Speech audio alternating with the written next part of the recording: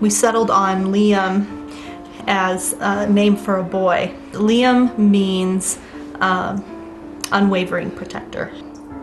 The pregnancy was completely normal. You go into the hospital and you expect to come out with a perfectly healthy baby. That's what happens for most people.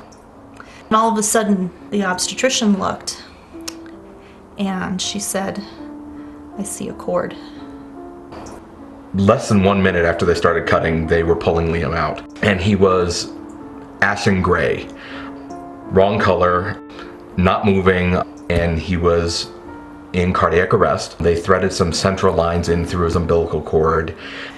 During the birth process, Liam's umbilical cord had become prolapsed, which means that it got stuck in the birth canal and pinched off. I was able to see Liam for probably about 45 seconds before he was taken by ambulance to Denver Children's Hospital. So I touched his hand and just got a quick look at him. But after 48 hours, they finally let me go. And then we came up to Children's Hospital. The doctor told us at that point that Liam's brain had been devastated, was the word that he used. His condition was worsening, and we could see in his face that, his color was changing, the shape of his face was changing. When I saw his inability to breathe on his own, that's when I knew. It was very clear at that point that he was gone, and he hadn't been there that whole time. They explained to us that Liam would be a perfect heart donor. Their question for us was, is this something that you would want to do? And there was no hesitation. We had 2 days where we got to hold him and we got to get to know him a little better and had the opportunity to say goodbye. The donation after cardiac death procedure is not well established in infants. And looking back on it now, in the long term, being able to donate has given us a sense of peace that we would not have expected at the time.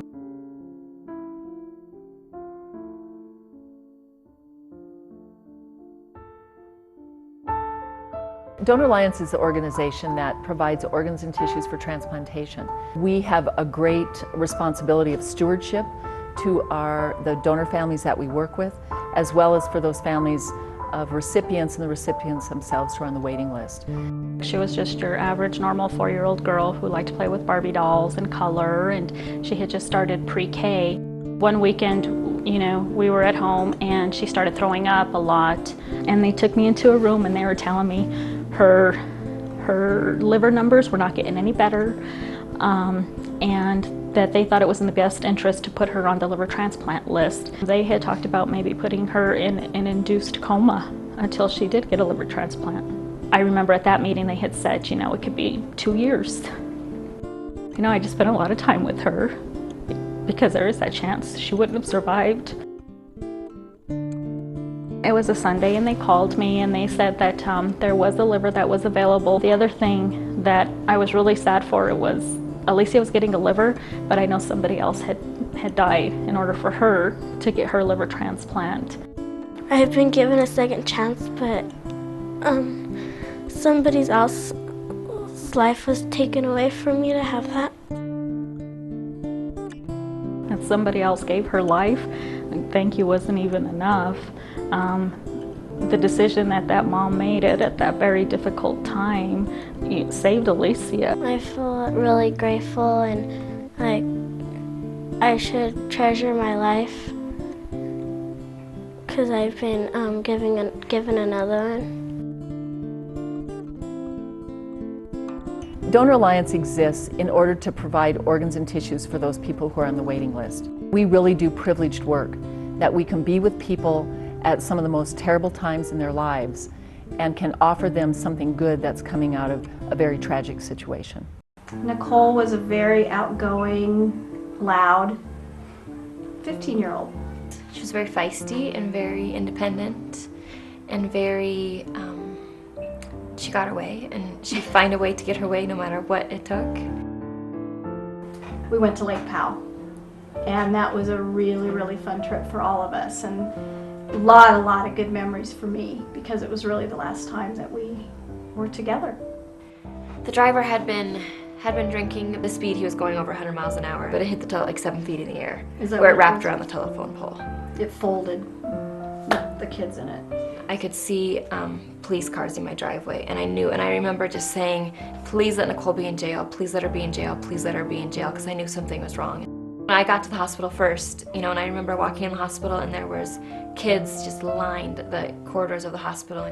They had her hooked up to a lot of things, and she was on a breathing tube. You hope for the best.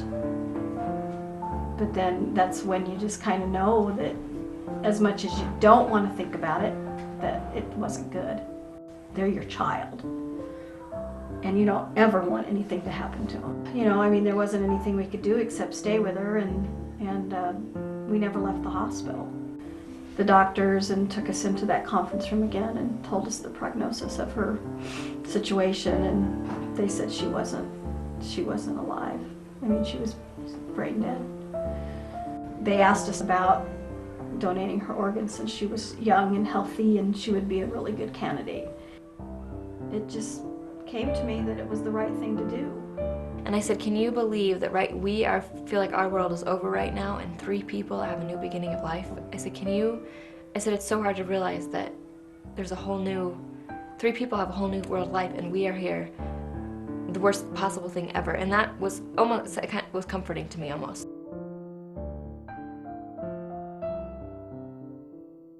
That's what they did throughout her life, just kind of experimented and did surgeries to get her by. Born with basically a 2-chambered heart. It was exactly a year to the date of Nicole's death when we heard from Mandy. And I just remember that telephone call. It's kind of hard that you're here and their daughter or sister's not here. And I'm just thinking, oh my God, she's alive because of Nicole. I'm grateful to live a normal life and grow older and be able to be with my family and just do the things in life that I never thought I would do.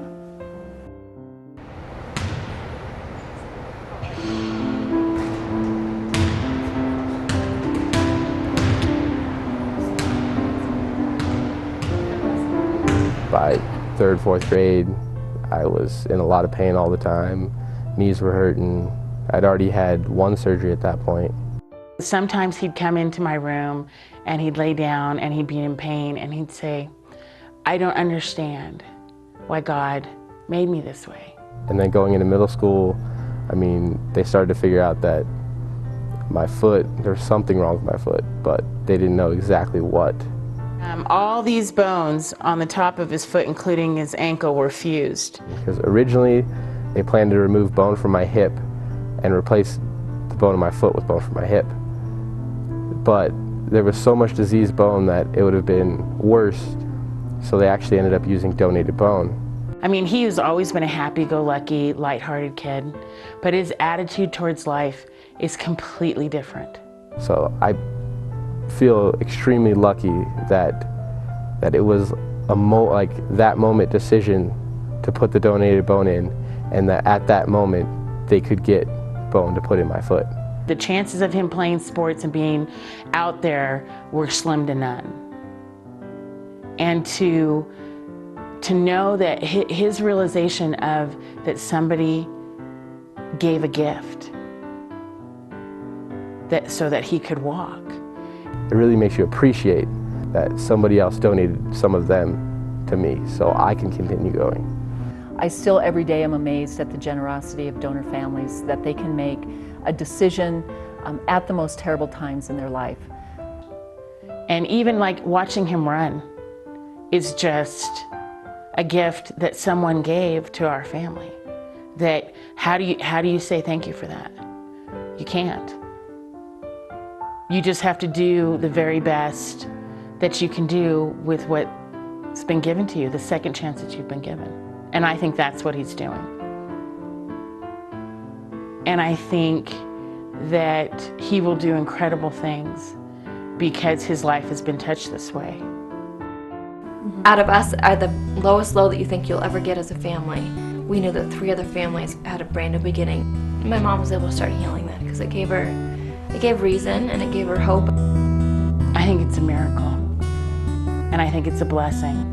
Somebody else has donated to me, so I'm going to take this and do the most I can with it to the best of my ability with everything I do.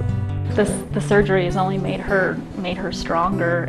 And to see the pictures of the little girl who received Liam's heart, I burst into tears and I cried for 2 hours. Just to see that there was a life out there, that there was a family who had been spared. That brought me a sense of peace that I can't even